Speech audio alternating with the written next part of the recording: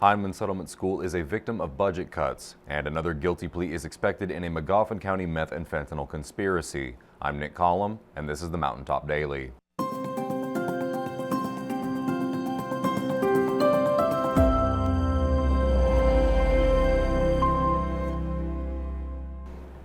Since taking office, President Donald Trump's Department of Government Efficiency has made headlines for its cost-cutting measures, leading to celebration or criticism, depending on your point of view.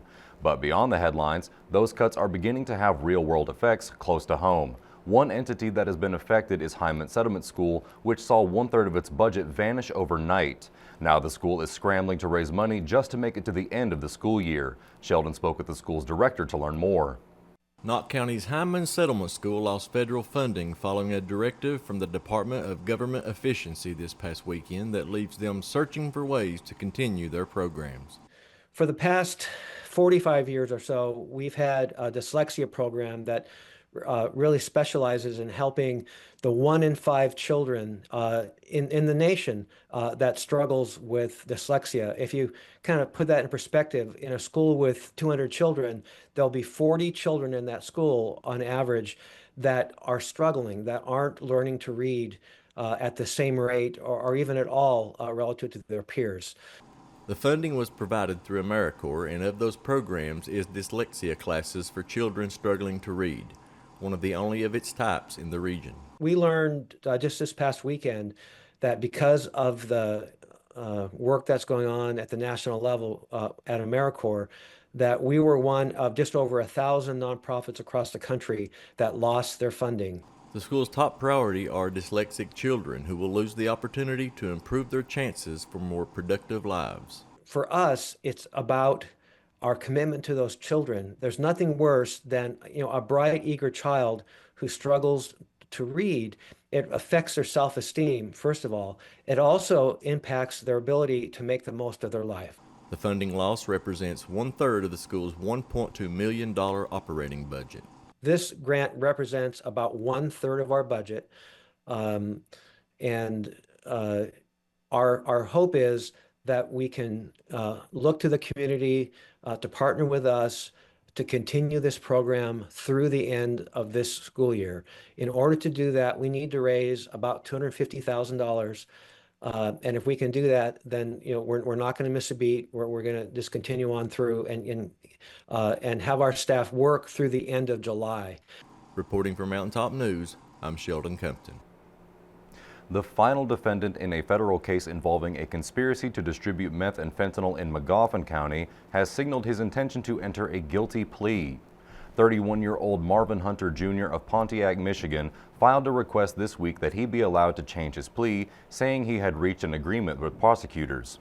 Hunter was indicted last June along with 60-year-old Minnie Johnson and 45-year-old Jennifer Fletcher, both of Elk Creek Road in Magoffin County.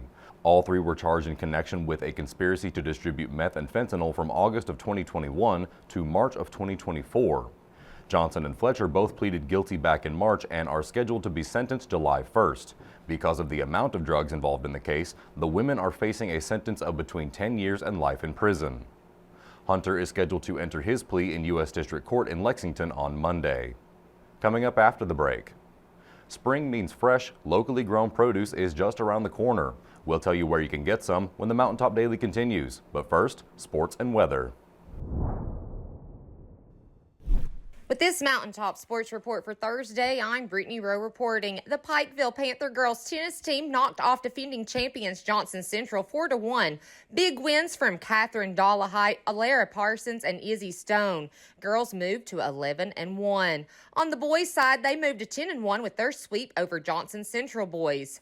For the latest area high school and college sports news, remember to check us out at mountain-topsports.com or check us out on Facebook, X, and TikTok. Reporting for Mountaintop Sports, I'm Brittany Rowe. Have a great Thursday, sports fans.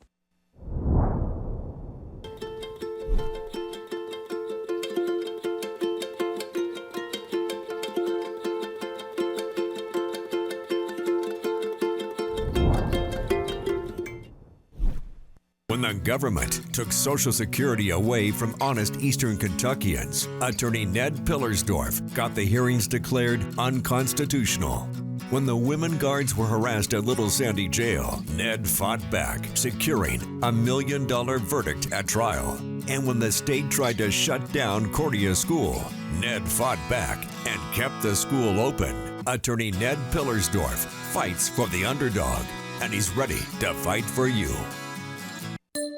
Hey everyone, it's Kristen Mulcahy, Marketing Manager at Appalachian Wireless, where we've got small town roots, but we've also got nationwide coverage that stretches from Pikeville to Portland, and yes, even across the pond. Lots of solutions with great prices and even better service. And when you need help, you're not stuck just pushing buttons on a call menu. You're talking to someone right here in our region. We care about keeping you connected wherever you go because we are you. We are Appalachian Wireless. The Pikeville Farmers Market is getting ready for another season, and to kick things off this year, they are planning a series of pop-up markets throughout this month. I spoke with the Extension office to find out more.